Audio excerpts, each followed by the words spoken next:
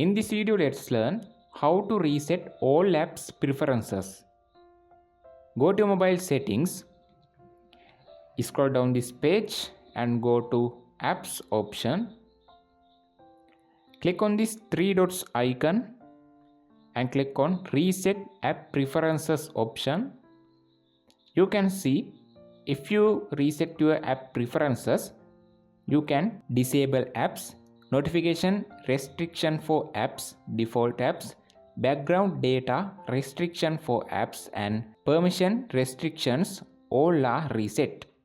Now I click on reset key. In this method you can reset your all apps preferences.